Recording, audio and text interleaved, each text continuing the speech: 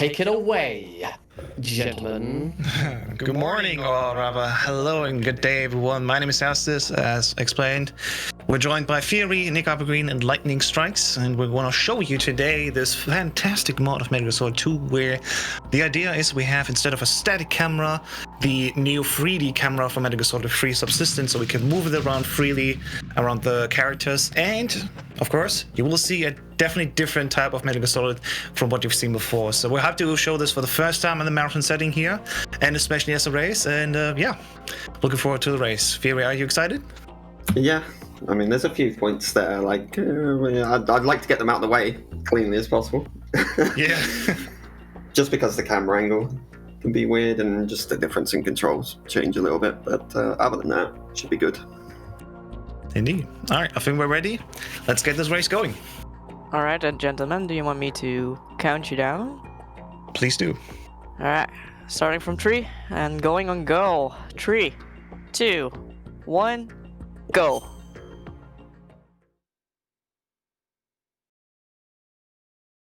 Alright, so this subsistence or substance on subsistence camera mod, if I say it correctly, it's going to be a real change from how you normally view the game, because normally you see the game from a little bit of a top view. The game is mostly in sort of, I wouldn't say like urban areas, but like close chambers and rooms and quarters. So it's really nice to have that top view going. But because we're now using that different camera, it's all going to be from like a third person perspective, which drastically changes the game. I mean, I didn't see it all yet, but Yeah, it's worth noting that whilst me and Lighty are both Metal Gear Solid 2 speedrunners, we've run this game ourselves. We've not watched or experienced this camera angle yet. So whilst we know the strats, the actual watching of it is completely new to us as well. So it's going to be a huge surprise seeing some of this stuff coming. Just zooms out, sneaks back. That is a great back shot. yes, it's it's going to be things like this that are going to catch us out.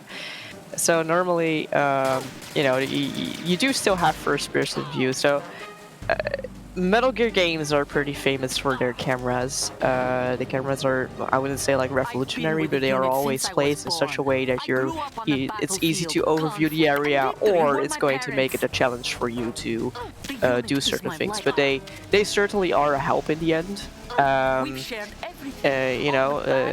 Kojima likes to be a little bit cheeky and try to hide certain areas so you're not 100% seeing them.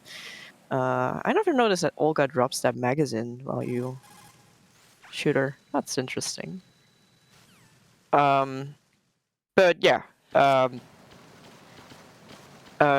camera is really important in this game, and that's why having this from the back is going to be so hard for these runners, because it's supposed to be from the top, and you're supposed to have like an overview of like a large part of the map, but no, you don't. So this is the tanker. First you have the tanker section. Metal Gear Solid 2 has two sections. You have tanker and you have plant. The tanker section is the one where you play Snake. It's kind of like a prologue kind of thing for what's coming up next. It's actually really loved by the community that runs this, because they hold tanker races a lot, and tanker is definitely one of the most competitive scenes that you have around the Metal Gear Solid 2 speedrunning community. Now we're going to see a brand new skip that's only been found in the last couple of weeks. This is the engine room skip. Requires you to, wow, Theory got that so quickly. Requires you to throw any throwable object and turn at the same time, and it just allows you to skip through that door. Normally that door you can't go through. It's not fixed until you've traveled through the engine room, and then out on the other side. You know, it saves a good, I think it's something like 20-25 seconds, something like that. Yeah, it's something like that, and this game does not have a lot of skips and clips and such, so it is also a huge discovery by Chewable Prozac. we're now heading towards one of the most dreaded boss battles. It's actually a boss battle. It's a forced fight in the game. I think it's dreaded by both casual players as speedrunners, because you don't like forced fights. Like a lot of people that love the stealth games, that they don't like forced fights, of course. Let's see if Thierry can get the box guy, right in the end of the L. Majority of this fight is Gets done him. first person anyway, so it's not going to be too dissimilar. Oh, how's they get him too? Very nice from both. Now you just shoot, yeah. Oh, he missed the last one. Ah, that happens. Not a big loss for House. Theory just edging into the lead. Yeah, I'm not gonna expect like a huge lead or... Oh, Fury messing up the ladder skip glitch here. But that's a very interesting way. That's an interesting ladder skip. The ladder skip, you can do it on in multiple ways. And these rooms are really scary, by the way, because if you get seen once, it's instant game over, even on very easy. So Thierry's gonna change the projector here, just like how. Oh no! Got his bump. Oh no! He didn't press the roll. He didn't press the roll soon enough. That's unfortunate. House showing how that should have been done. And then, yeah, doing his... I would say for safety. It's just for safety, House. You didn't mess up that last roll. So the last room of the hold's going to take some photographs of Metal Gear Ray. Because we can do it from two positions because of the game being in 16:9 and the original mechanic being designed for 4:3. So that is indeed photos of the left, right, front, and the Marine Corps logo. And if you're wondering, hang on, I didn't see the Marine Corps logo. You did. You just didn't know that you saw it. Yeah, it's just we didn't tell you that this is actually an X-ray camera, and we saw right through the whole thing.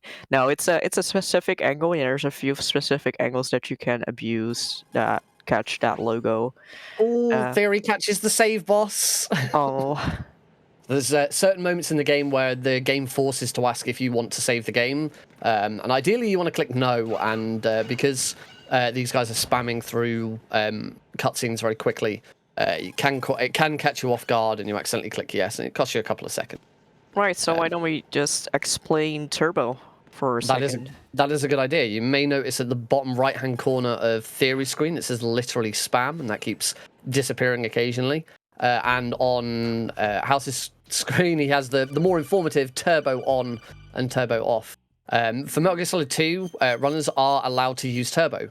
For the PC version, it is something that's actually built into the game, but it isn't enabled by default. You have to go into config files and make some adjustments. The reason for this is that spamming through cutscenes, and there are a lot of cutscenes. If you know your Metal Gear, you know that there's a lot of cutscenes in Metal Gear. So trying to spam through cutscenes is really hard work. There are, certainly on the more difficult levels, difficulty levels, there are some torture sections towards the end where like Solidus is choking Raiden, and it is nigh on impossible. And if you're a speedrunner and you are running this over and over again multiple times a day, then that is a really, really quick way of getting RSI. And we don't want runners to have RSI. We want runners to, be able to run pain-free. So Turbo was something that the community allowed, and because of some the tools in the game, as well as some modded tools by a guy called B-Man, we have all these lovely overlays showing when Turbo's been switched on and off. Yeah, they've definitely been a huge asset to speedrunning, and they've actually made a lot of other different types of mods.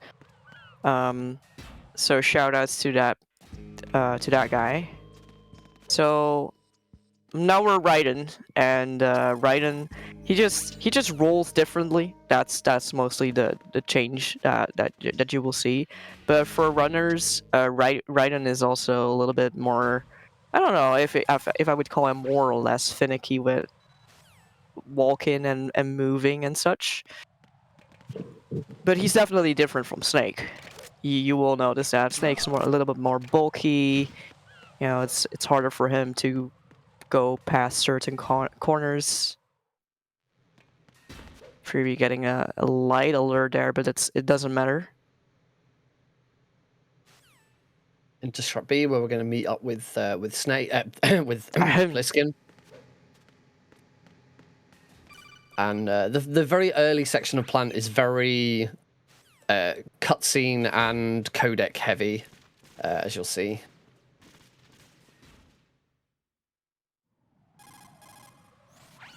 Which the game is in general, of course.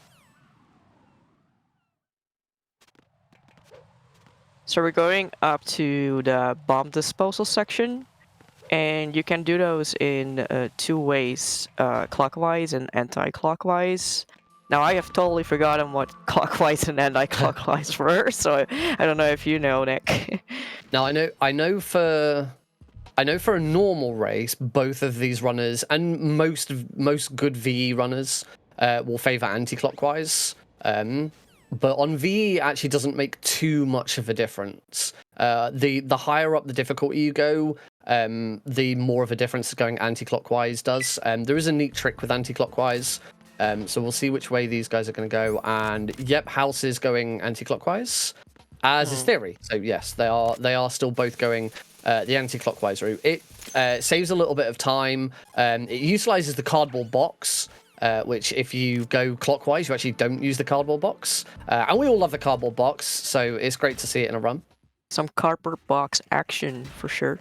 Yeah, so one of the unique features in these games is that you can use cardboard boxes to sort of disguise yourself as cargo, and then use that to transport yourself and go places. In this area where they are, which is called, this is the second part of the game, it's planned. You have like this beehive structure where, every like hexagonal is a part of the plan. There's one hexagonal where you have a lot of treads. It's like a postal service room, and that's where you can utilize this cardboard box trick. They're now on what we call the bomb disposal section. So they've got to visit every single strut, and in every single strut there is a C4 bomb that they need to dispose of. And by disposing of it is equipping the coolant spray and just freezing it. Raiden's not a proper bomb disposal expert. Someone will come in and clear them up later. But it will keep that bomb knocked out for a decent amount of time. Oh my god, this is insane to watch. Oh man, these pipes are so in your way. Wow. Sweet House has got the position right there. So the in this room, the C4 is behind a little block, and by getting in just the right spot, you can shoot it from this side. What the game wants you to, and you can see Theory's just struggling a little to get into position. What the game actually wants you to do, the red pipe that's on Theory's right now, you should crawl down there to the other side and spray whilst you're actually looking at it. But Theory having a little bit of an issue with it. And this may be that with the SOS cam, it's actually more difficult. There we go, he's managed it. It's actually more difficult to line that up and get the right spot. Yes. So that's given House quite a lead now as he heads into Strat F. Yes, because you would like line yourself up with the top camera, like there's like a painted line on the ground, and you kind of try to get your knees just over it and such, but you can't see those now. It's totally different, of course.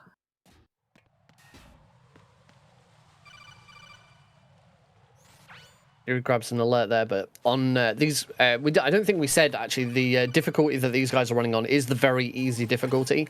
And one of the main perks of very easy over every other difficulty is any cautions, evasions, or alerts are completely cleared when you leave whatever room you're in. It's the only difficulty where that's the case. Every other difficulty, if you're on an alert and you leave the room, you will enter the next room with an evasion. Similarly, if you're on an evasion or a caution, you will enter the next room with that still in place. But on VE, everything is cleared. It's a very safe run, and it makes a lot of sense for using a brand new camera. Yeah, it also helps. This difficulty also helps with the tranquilizers. I'm not sure how it goes on easy because I haven't really played easy a lot. But especially with like normal, because I have played normal and hard and up a lot more. The tranquilizers are actually realistic. They are supposed to take a little while before they kick in. And on easy, it's just instantly, which is a great help for runners. That's why you see them just running and gunning people. Oh man, this camera is so weird. Hau5test has now picked up his second cardboard box. He's going to be using both of them.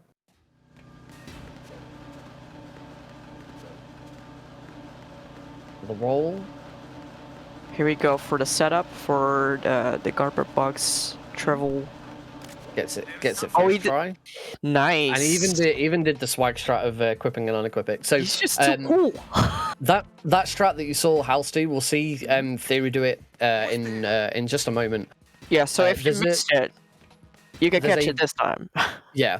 There's a very specific angle where you can line up so that if you hit the action button, Raiden will climb up onto the conveyor belt. You're not supposed to. To get onto that conveyor belt, you're supposed to go down to a little ledge down in the bottom left-hand corner, get in the cardboard box, and the conveyor belt will stop, allowing you to get on. But there's just that special angle there, allowing you to get in and use the fast travel system. So they both fast traveled to Strut C, back to the dining hall where they started. Stillman has left us a new sensor B, and then they're going to finish their anti-clockwise. Fury took it a little bit more safely than Hau5test did there. Hau5test was like doing the swag strikes. Fury actually utilizing the box more. The box keeps you on the treads. There's a chance that you can soft lock yourself there. So, you know, for a race, I do very much understand that Fury took that box. So Hau5test has now finished his bomb disposal and has been told about another scentless bomb. Right, because that's the part of this game. We start with bombs. So he's going to do the cardboard box glitch one more time. So lean, aim, up onto the. Yep, he gets that right. Yes. Oh, very nice. I was scared that he was gonna go soft lock himself there. Oh, that was really close.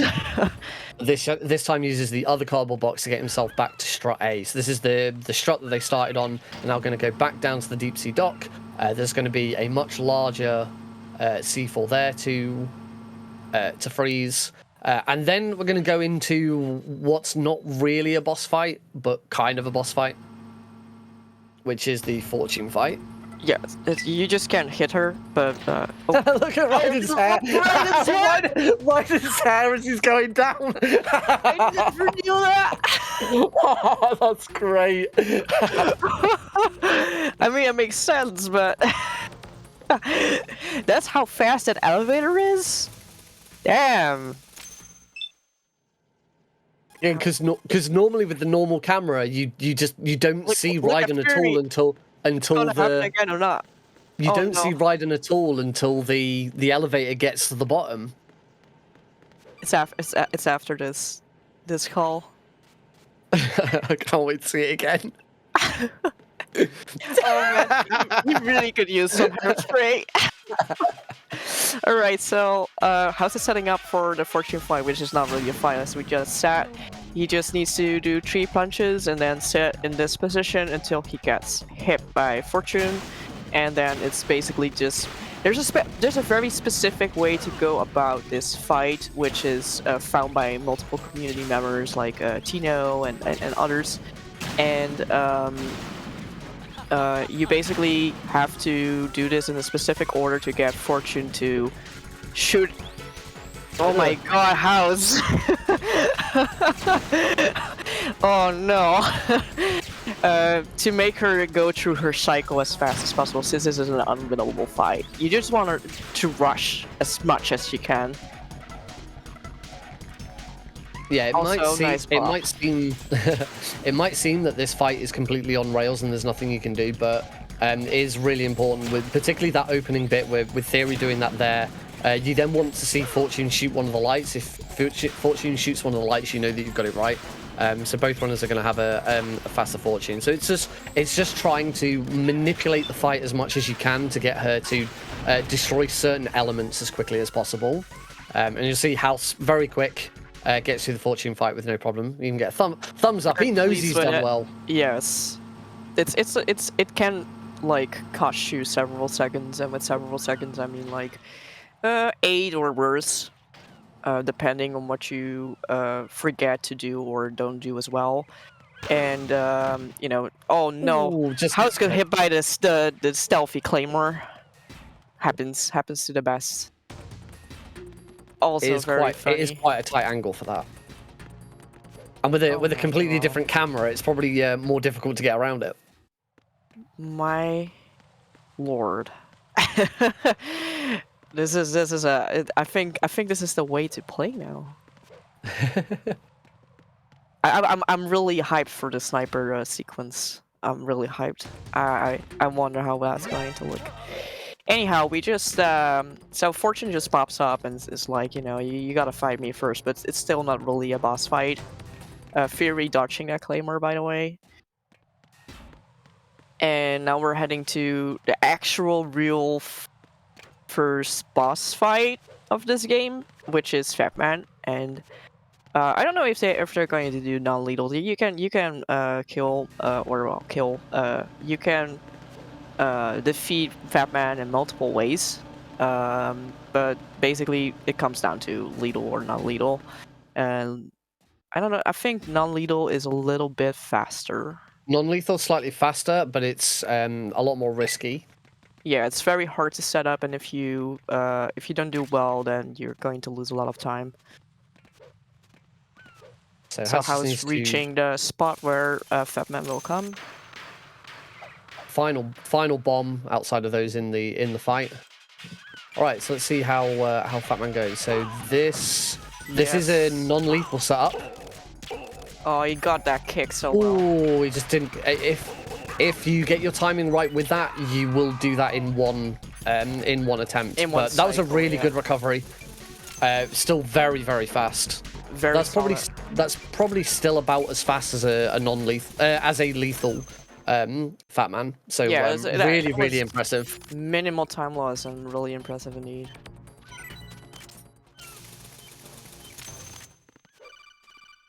So something. Oh right, let's see how Theory responds. So okay, Theory on the other hand, going for the lethal version. So where you defuse bombs while shooting Fatman, and you know it's kind of similar. It's just a little bit slower. You hit those bombs in a certain angle, by the way. If you hit those bombs in a certain angle with a coolant spray, they will freeze faster.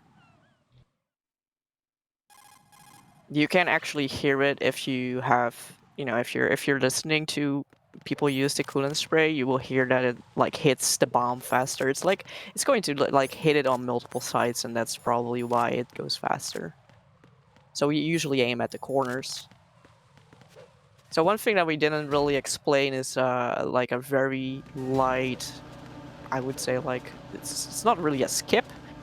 It's a trick that people use in this game. It's not used overly much, but mostly when you need to crawl or squat, and you use the coolant spray. Like when you use the coolant spray, you're going into first-person view, so you quickly equip the coolant spray and then unequip the coolant spray while you're trying to stand up, and that will instantly stand you up. it saves like what like 1.5 seconds, but we had this room before where we had to constantly crawl and stand up and crawl and stand up, and that's where it really matters. There's a lot of like little tricks like this throughout the entire game that save like about a few seconds. The same goes with the movement. You can save a lot of seconds just by improving your movement a lot, and that's what makes this game, how do you say, like it's just you really have to grind it. You really have to know where you're going, what you're doing. Like the slightest amount of seconds that you kept holding your analog stick in a certain direction can already cost you like half a second or more, especially if you're not doing a roll well. In this section, House is disguised as one of the enemy guards, and he's done some manipulation there of alerts. Oh, he's just been spotted on his way out. I think he's going to be okay though. Yes, he is. Wow, that was really good. So during this section, as long as you've got your AK-47 out, and you're on at least you're on a caution, you're on an evasion or less, guards will still think that you are. What? That's crap. What was that animation? I've never seen the animation play like that for that grab. That was so weird. Oh, Theory unfortunately has been caught out here. So he can't go in the elevator until he's got an evasion. The elevator won't open, so he's going to have to try and take out any guards. But as soon as he gets that evasion, he should be fine. There we go. Trying to find aims. You have to find aims in this section with the direction mic. It's actually easier like this. That's weird. It is a bit easier. You can see more of the room. Yeah. To see where aims is. Aims is an RNG moment in MGS2. Every MGS has its big RNG moment. We're going to see the same weird. That animation's so bizarre. So aggressive. He grabs him off the floor. Right. So yeah, Aims is an RNG moment about where exactly he's going to be. If you're playing on New Game, he's always in the same location. Wow. That guard just ran past House. It just didn't see him. Oh my gosh. I think Theory got a slightly faster Aims. So helped him out a little bit, but House still has a fairly chunky lead at this point. Yeah, but everything can change because we're moving towards one of the hardest fights in the game, which is the Harrier fight. You actually have to fight a Harrier, which is like an attack helicopter. It's not a helicopter; it's just a plane with missiles and such. It's insane. I know, but this is Metal Gear. And for that, we need the PSG-1, which is a sniper rifle, because the part where you're going to fight this Harrier is full of bombs, and you need to take them out first. Yeah, it sounds like a death wish, and it probably is, but our runners are going to, of course, defeat this Harrier. There's multiple setups for the Harrier. Yeah, I have a lot of people that do like 4+1, 5+1. There's a lot of like different ways you can set this thing up. It's basically about how many shots do you get in once the fight starts, and that based on that you can see which threat they're going to do. The best threat there is the 5+1. That's the fastest. And then come like threats like 4+1, as in you miss a shot. That's what that means. And 2.5 Harrier.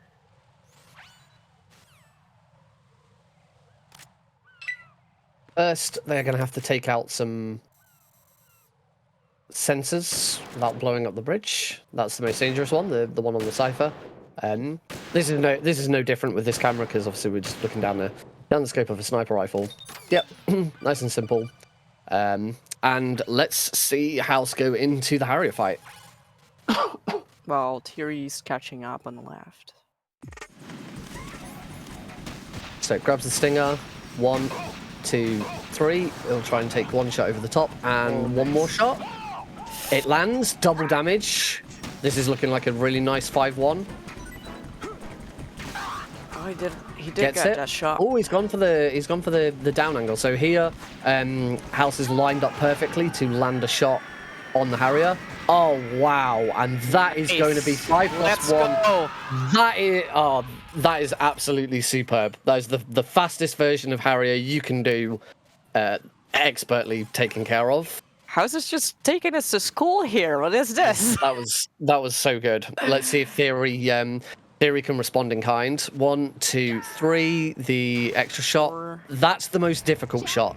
He's got it. That shot as the Harrier goes over the building and getting the double damage. That's the most difficult part. Theory's going to line up his next shot different. I don't think his trailing shot didn't land. No, and House messes up the House messes up the we jinxed it. The leap of faith. So unfortunately, Theory missed one shot. So it just means he goes into this section, but one more. No, House has missed it again. Theory has now finished his fight. This has given Theory such a catch up. Right. Yeah, so this is the leap of faith. I want to comment on the Harrier. Oh, it was so close. It's so close. So close. Yes. So I bet it's really hard in this camera. So normally you have that top-down camera. And you can well, I wouldn't say easily. This is one of the hardest things. Oh my God, Fury, you almost roll off. Oh my gosh. This is one of the hardest things in the game, like when it comes to rolling over gaps. There are like 2 gaps that 3 gaps that you need to roll over, and this is one of the scariest, but it is a small timeless compared to one that's in the end of the game. So they're going to throw the chaff grenade here to just because they're going to get alerted, and there's like this like flying gun that is wanting to like gun them down, and if you're doing that while you're like on a ledge like this, you're just going to instantly fall. Not too surprising. I think I would fall too if I get shot while I'm on a wall like that. That roll demonstrates what is so much more difficult about using this camera. When you're playing this game normally, because the camera's always in the same position, it is a control that you don't have to worry about. You don't have to worry about where your right analog stick is moving to. You just have to worry about your movement, so you can always get the same angle. But now that the camera is moving, you not only have to make sure that your movement is correct, you also have to make sure that your camera angle is correct, and it gives you an extra thing to have to worry about. As this is based on the MGS3 game camera, you'll notice MGS3 runners, if you watched my run yesterday, most of the game is played using the original Snake Eater camera and not using the subsistence camera. There's a couple of rooms where the subsistence camera is easier, and there are some runners that prefer the subsistence camera, but for the most part you'll see Snake Eater runners running with the original Snake Eater camera, and that is simply because it is one less thing that we have to control, one less thing that we have to get right, and we can just focus on movement. So it is what is making this run, it does add a significant difficulty curve to any moments where there is very tight movement. And actually, the room that these guys are in now, there's going to be, when they cut, they're going to come back here soon, and I know both of them favor using the swim glitch. There's a glitch to go out of bounds, and that is very, very movement-based. So it's going to be interesting to see how the camera affects that. So we're going to save the president right now. Yeah, I know. It's just the president, and I don't know why they shorten his name like Prez. I have no idea. Oh, Prez! Just Prez. Get out the way! I'm about to shoot a Nikita! Yeah, we have to make sure that we're not hitting him with like this rocket. We're taking out like a circuit board, which oh, Alice had a turbo on, I think. Oh yeah, he has a turbo on. Because the floor is electrified, and otherwise we cannot enter this room.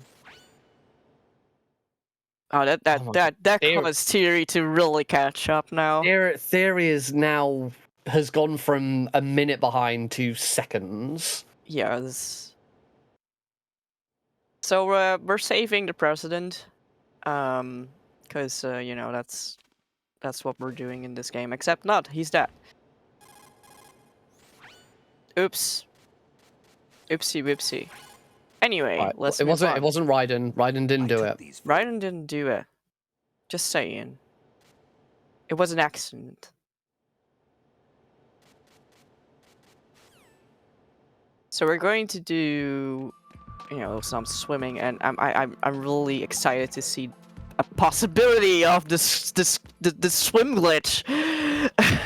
So what the swim glitch is that if you get Raiden into a position where he is swimming into a corner, he will slowly rise up. And if he rises up out of the water, he will continue to swim in midair because there's no... The game hasn't considered Raiden rising up out of the water. So normally it's a very specific angle you will take to hit this corner. Runners will use turbo because trying to mash the swim button is very awkward for it. Actually more easy than I thought it could be, but this swim glitch is very precise. Fury is really good at it, but House needs a little bit more height. Theory gets that in one cycle. Very good recovery from House. He needed a little bit more height there. And with that, Theory has now taken the lead. Wow. What a turn. As they go into and now we're going into the vamp fight, which is... Don't blink. You shoot stingers, because that's it. Vamp's defeated. Bye, Vamp.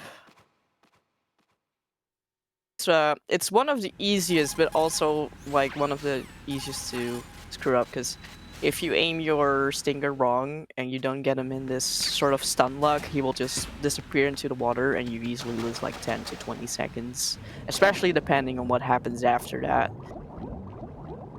So I think it's safe to say, looking at the swim glitch, that the SOS mod actually makes it easier, because now that you have more control over your camera, you have much better control over the angle that Raiden is hitting that corner. Fury, come on! And with that, House takes the lead! So we're getting Emma, and Emma does not like swimming because she's traumatized by swimming, and we're going to skip this dialogue. So I'm just you know, telling you, and that's why she's on her back, and we're not really very kind to Emma because you know, even though she has oxygen and she will sort of bash on your back, being like, "Hey, my oxygen is gone," we're just going to ignore it. There's a lot of like talking here because Emma is one of the plot characters that talks to Otacon. It's Otacon's sister, and you know, so there's like a lot of just codec calls here and such. It's also one of the more slower parts of the game because you need to walk her around. She has been like how do you say, like tranquilized in her legs, I believe, which makes it hard for her to walk around, and that's why you need to help her. We both love Emma and don't like Emma for, you know, speedrun reasons. But we can do some cool stuff with Emma, and I'm wondering if they're going to do the Emma skip. It's insane, but you can basically use Emma to like bump her out of the map, and that makes you know, able to walk without Emma. So that's going to save time because, you know, she's slow, but I don't wanna say too many bad things about Emma because you know, it's not her fault that she got tranquilized. Have now noticed why they got that swim glitch so well. The SOS camera doesn't work underwater. Neither of them were using the SOS camera. If you saw then, as soon as Theory came up out of the water, it switched. So yeah, the SOS camera doesn't work while swimming. So it didn't help them with the swim glitch. They just did the swim glitch normally. Yes. Ignore what I said earlier. We're not choking Emma here or anything. No, she just doesn't like the bug, so we're just closing her eyes. Okay. How's not going for House the is playing Emma? it safe, not going for the Emma zip. I can't. Neither of them are going for it. I can't help but think that with this camera, it's much more difficult to set up. You have very specific movements and timings to get. Basically, you push Emma into the corner of the elevator until she clips out of bounds. When you then leave the room and come back in, she will respawn at the other end of the room. But yeah, it is kind of a risky strat. A lot of the time you will see runners in races don't do it because it's so risky, and they'll only really attempt it in PB runs. So yeah, with this mod, I'm not surprised neither runner have gone for it. There is a second Emma zip that's done in the next room. But I think that one is even harder. We also do something called the Emma bump, which is what you just saw House do. We bump her a lot because then she kind of walks further into the next room, and then we don't have to escort her as much. There's this one cipher here that House needs to kill, because otherwise it's going to spot us. Cool. And then there's this fire going on that you can use a coolant spray to extinguish it. But it's one of the most persistent fires ever in this game, so you need to watch for the black smoke to come, and that's when you know you're safe. There's also a phone ringing at that part, and that's just someone telling you like, hey, there's a fire here, and you can extinguish it. Very important advice.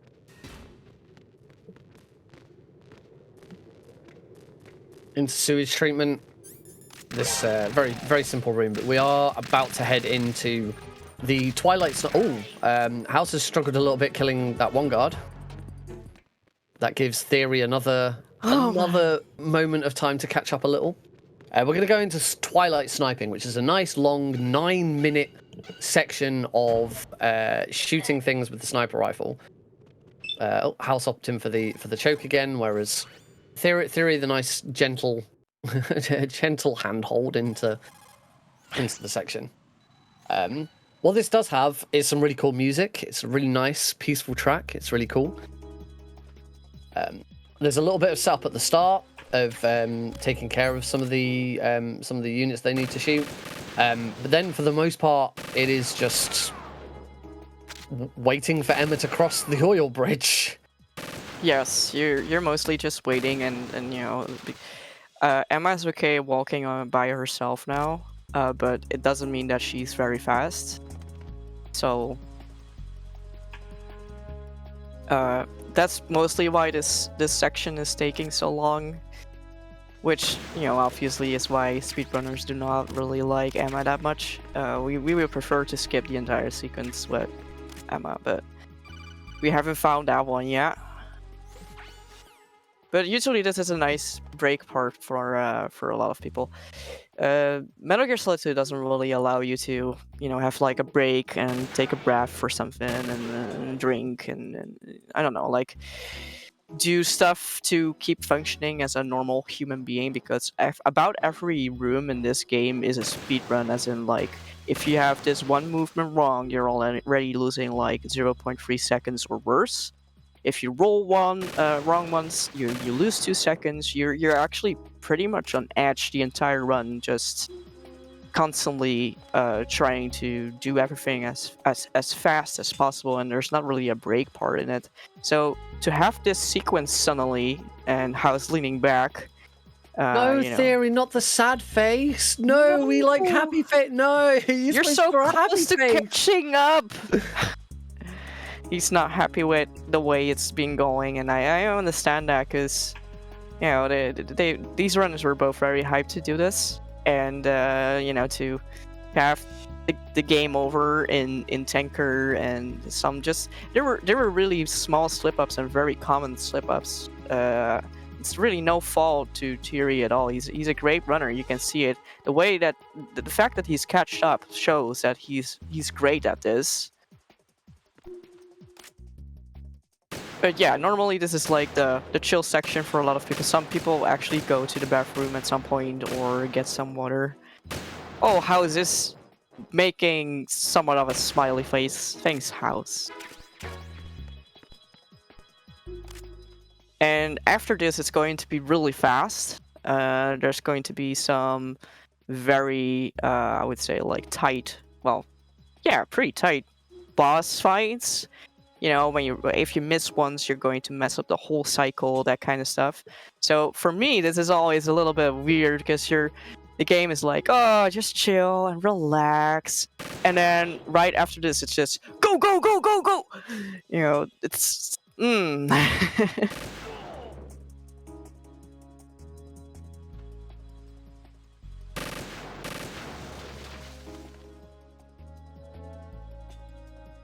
Well, at least both runners are going through nicely. There's also infinite ammo here, as in you do have to grab the ammo packs, but the game nicely refills it for you.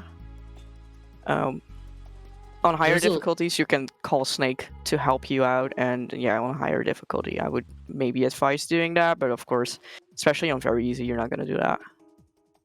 There is a small Easter egg in this section which don't do during the run because it does slow things down. When Emma goes behind the middle pillar, if you equip the D mic and aim, you'll find that she runs into Johnny Sasaki, which is the guard from the first game who Meryl knocked out, is the guard who has diarrhea. And he's behind that pillar and he stops her and then he lets her go and she's like, you let me go? And she's like, yeah, it's bad luck to have women on the battlefield.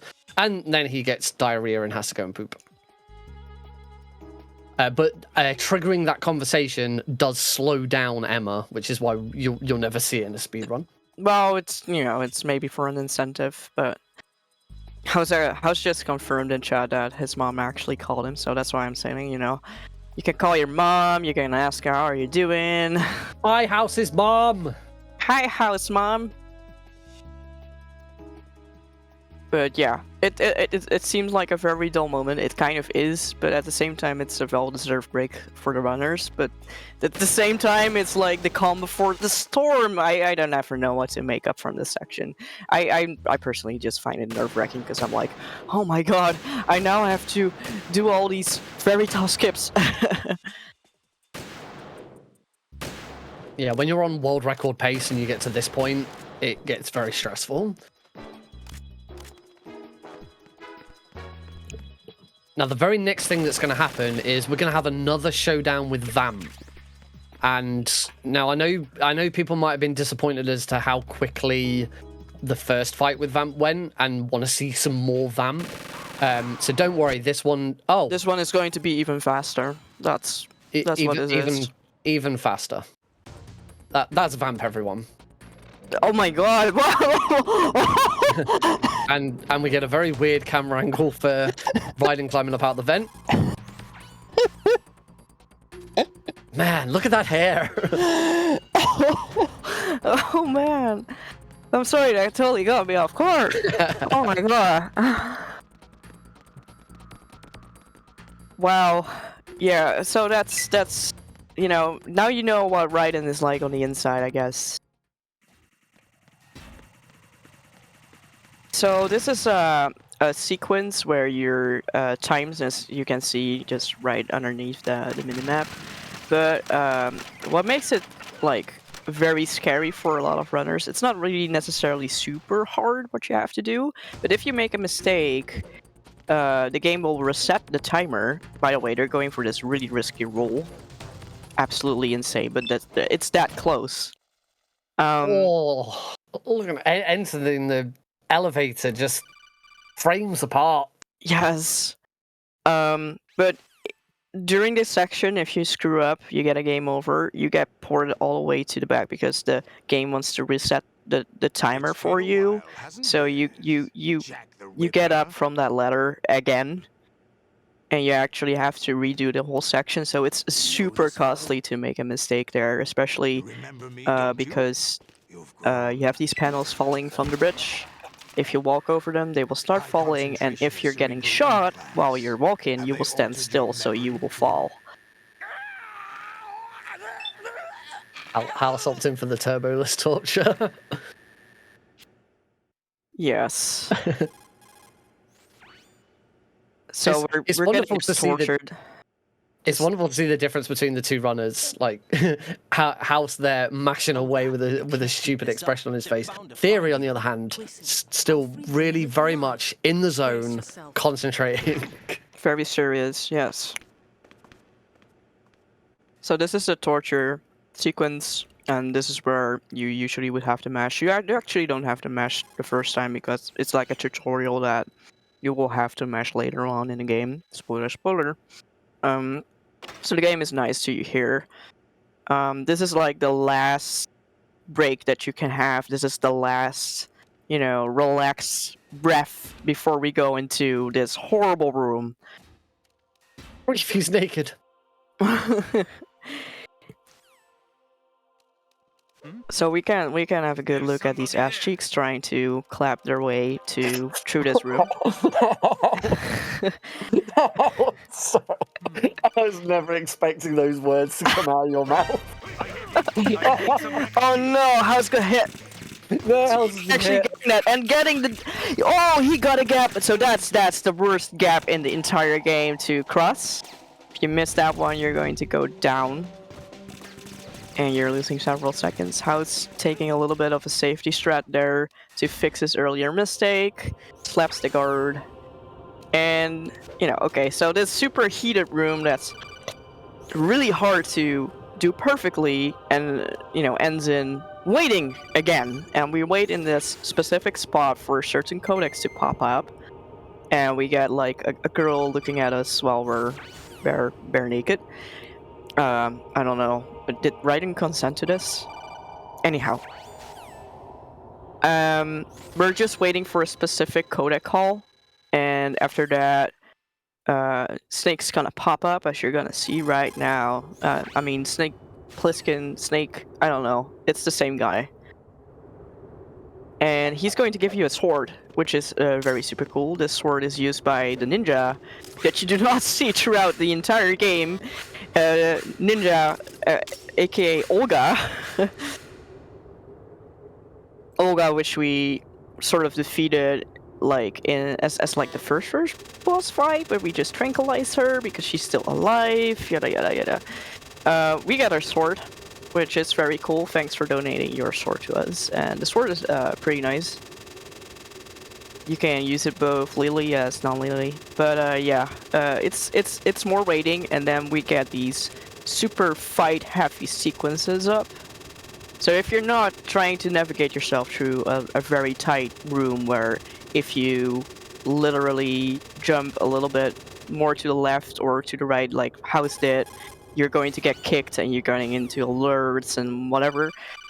You know, and now you're just chilling again, and then you're going to be in this really rough fight, and then you're chilling again. So it's a really rich sequence here. So during this fight against the Tengus, we're going to see another trick. It's actually very similar to the engine room skip, where we manipulate Raiden's hitbox to put him into the... Oh, and Theory's struggling. House has got it. Nice. Basically, we get Raiden's hitbox to extend to the other side of the door, just with the way that it's angled. It's actually a trick that is possible on every single door in the game. The problem is for most other doors in the game, when you leave a room, there is an animation of the door opening, Raiden going through it. When you then enter the room on the other side, there is another animation of the door opening and Raiden running through it. If you haven't got the key card, when you go to play that opening animation... Oh no, game over. When you go to play that opening animation, the door doesn't open and you softlock the game. Yeah, the game is trying to trick you here into thinking that you're actually game over, but as you can see, it says Fission Mill instead of Mission Failed, that kind of stuff. And, the game actually also displays some stats of how you've been doing throughout the entire game. It's trying to just trigger you to stop playing the game, which is, you know, counterintuitive. But the reason is that there's apparently this sort of AI that's trying to, you know, control you and trying to stop you from doing certain things, so they're just telling you literally to turn off the console. I was very concerned that Theory's final missile was going to hit Snake. Yes. That sequence is also very easy, of course, but it's horrible on the higher difficulties, especially like European Extreme.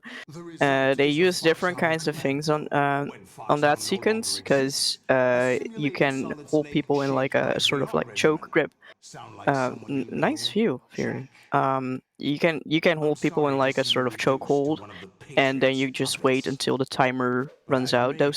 These fights that we just went through, the one where we had to go through the hallway, and the one where we were stuck in this arena, they are both timed. Except that, of course, in the first one we skip it by doing that door skip, and in the second arena, you do have a time until, like, unless you defeat all the enemies that are coming at you, which is of course very easy on very easy and easy, and I believe also on normal and hard, but it's getting harder on things like European Extreme. Now you've been led back to war by something less than real. Right, we're now going to go into the Metal Gear Rays fight. Very, very fast fight here. Shoot the first 2 rays in the mouth as they charge up. The third ray is going to jump onto the platform. Has to take a hit by it, and then shoot once in the leg, shoot once in the head. Got a hit? They're literally 2 seconds apart! Oh my god. I admit that I underestimated you. You can't just do this to me, I'm gonna have a heart attack. This is too close. It is actually worth noting that in the top right-hand corner, we do have the 2 players' IGTs. House is ahead of Theory on IGT. He started slightly sooner by the looks of things. So they are probably still very evenly matched. You know he doesn't know anything. It's not him I want How's the answers just from. demonstrating my turbo is so nice to have. On higher difficulties, I mean.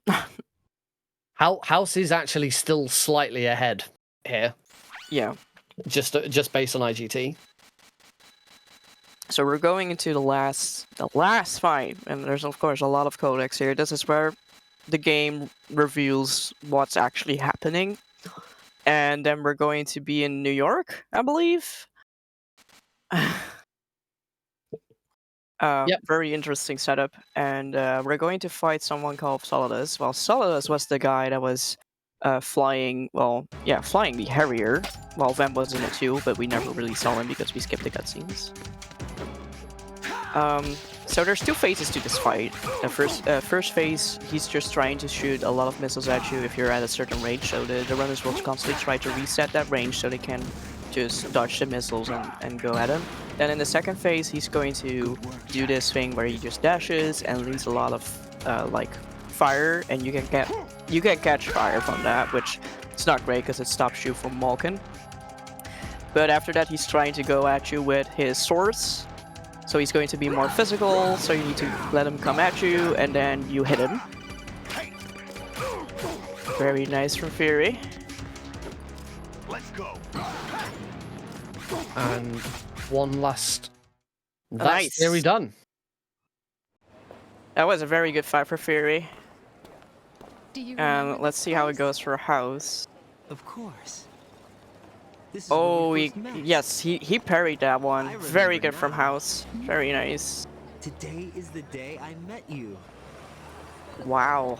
That's And yeah, if you Hello. look at the expected IGT in the top left-hand corner, we have a 104.36 from Theory, 104.44 from House, which means by only 8 seconds, Theory wins. GG. GG, man. Congrats, Honestly, you both. GG to you both. It was so good. what? Man. He said all That was quite something. Fury, I died 3 times after I killed Harrier. I lost 55 seconds. Yeah, I mean, I was close. I was catching up. I took a continuing hold 2 because I walked right into the guard by accident, so I was too close to the line. What kind Yep. And then, where else was I? our culture. If we talk about this in warm-up, yeah, we're gonna turn the camera around so to see where the footsteps are going. And then 3 times, I just couldn't get it. And the 4th time, I finally just landed. I'm like, my god, thanks. Yeah, I switched the camera. I lost it. I lost a lot more time at Harrier as well because I didn't get the 5+1. Well, I got the 5, but not the +1. So Yeah, House was like straight up perfect, and then he lost to Leap of Faith for a little bunch of times. It was. I'll get you. I'll get you an SOS because of the camera. Isn't it like way harder because you can't really see where you're Yeah. good? So we figured out you just have to move the camera basically like just a little bit above Raiden, like almost like it is a normal camera, just so you can see where the edge of the ramp is. Because you want that last stab. Yeah. Yeah. Because if you do it any earlier, you have to like do it on the last frame, basically. Yeah. Otherwise you miss. As late as possible, really. I mean, it is what it is, whatever. It's SOS. Like, it was always going to be scuffed to the max. Yeah. And I'm wondering, because you guys didn't do MSF, which is one of the, big but risky skips. But I was wondering how that goes in SOS. It does work. It's the same way Hau5test done it. Yeah. I just didn't do it because, let's be honest, MSF already with static camera is a risk, Yeah. Especially in a race like this, and with SOS mod, and I already lost a minute there. I just like, we're just gonna drag along. It's fine. No need to stress out anymore. I mean, you could probably tell there's certain things that you were doing without this mod, like in the normal, like without the mod when you're just playing the game normally. There's certain control inputs that you can't do on SOS because they're reversed, basically, just because of the way the camera is. Like MSF on without the camera mods, when you're just playing the game normally or doing the run normally, you just hold up and right on the D-pad. You can't do that on SOS because it will just completely be it'll be opposite to where you're going. It'll push you into the elevator instead of where you want to go. Right. And so it's just things like that. The little things like ladder glitch, we did the so-called super mag version? Mag variant, yeah. Yeah, it's exactly that, where basically we just have a super safe version that always puts us down no matter what the camera is, and all the other versions that we usually do just don't work. Or at least it's not safe to be used in the full game run. There's like 10 versions that you can do. Yeah, and but none of them really work. In SOS, none of them are really reliable because the camera changes anyway. Even when you do it normally, but the camera changes even more awkwardly in SOS, and so your controls are just completely reversed and backwards. Like I've done standard USP ladder and mag ladder once in practice, just randomly, and I'm like every other time I've soft locked or just not gone out at all. So Right. I just found that and then when I tried super variant, it just worked, and I was like, I just tested it, and it was like, yep, okay, this one just always works no matter what, because you just fall. Like, there's nothing to it. So what would you guys say is the hardest part of this run versus normal? I think Fury and I, we can both agree that just the general movement, we're so used to holding sticks at certain angles, and we really ingrain those over hundreds of hours of running this game. And SOS mod basically turns all of that off because the camera, for both, it's not static, and for many rooms where you start, they're just completely different. So when you start at strut A, when you come down these stairs, you lean against the wall. And normally with regular static camera, you go left and you go up. But because we have SOS mod, we are behind Raiden. So first we have to go right and then down, complete opposite. And then either we have to quickly find the door, or what I started doing in certain situations, I do a cartwheel, press L1 to not lose that direction, and then the camera quickly changes 180 degrees. So just general fighting with the camera movement, I think, is the worst, because the boss fights are the same in particular. They're not different. Yeah. In fact, Harry is even easier. If you noticed in both our runs, you start lined up perfectly with the stinger, whereas in the normal run, because the camera is that third person, like up in the corner sort of thing, like away from Raiden instead of behind him. Sometimes running into the stinger, and everybody that's run this game, you two run it, including how awkward it is sometimes to hit the stinger, because it's just like the controls are just not intuitive to that line exactly. But in SOS, you're right behind Raiden with the camera, so you just D-pad forward, menu, Yeah, and the hitbox of that stinger is just horrible. Yeah. In SOS, you watch just D-pad forward and you're immediately on it. That's actually one of the many smaller things. There's certain rooms that you enter where even the static camera doesn't show you if you have a good line. With SOS mod, like going down a certain bridges, you know, okay, on a good line, I can do a cartwheel now and actually save a few frames. Versus on static camera where you don't do it just because you're afraid, if you do a bad cartwheel and land on the wall, you lose a second instead. Yeah. So just little things like that. Yeah. If you'd ask me, I'd still prefer the normal game version, just because I really can practice it to the ground. Everything's exactly how I expect it to be. With SOS, it's an added challenge. I know. Unfortunate, because we could have, either one of us could have gotten world records. Like, current world record, technically by the board, is 104.18, which I put up, which because I did the first run of this. Yeah. Today I did a 104.10. Yeah. And you've had another run that's even better. Technically, the record is 103 like 45 because I have a 103.45, but I just didn't want to submit it because it's terrible. Oh, unfair. We have like very high standards. You gotta understand. In regular game, we both have 101s as PBs. You know, way yeah. No, 102 is possible, and 101 is probably possible in SOS as well. So probably, yeah. It just takes someone to really grind it out. Metal Gear Solid 2 is very competitive, especially the more you get to the top. So I understand that. Yeah. It was still fun to show, and I hope everyone in the audience loved it. Yeah, something different. Yeah. It was a really amazing run to watch and commentate, so thank you for that. Do you guys want to give some shout outs to where you can be found? Feel you go first. Yeah, I mean, you can find me on Twitch. I haven't streamed in like for a long time, but I'm gonna get back to it. Eventually I'm gonna get back to it. Other than that, like, yeah, I mean, I'm around Discords, like we've got MGSR Discord, and a bunch of other Discords, Hau5test Discord, whoever. I'm just hanging around. I will get back to streaming. I mean, I'm on Twitter, but I don't use Twitter anyway, so I don't think many people use it anymore, especially with the way that went. So Yeah. House? Yeah. Understandable.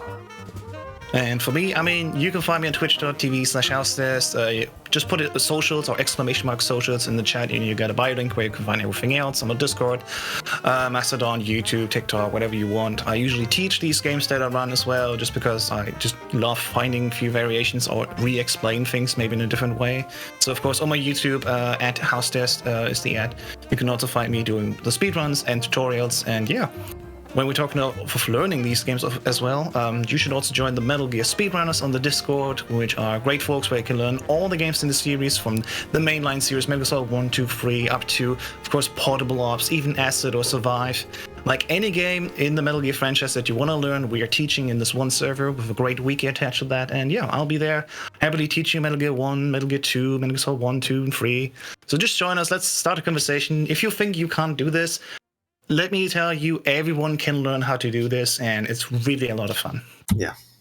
I mean, I learned this like within a month, and I'm not like grinding every day or anything. It was like I think I did like a run like 2 or 3 times a week, and an actual run, and of course you practice before that.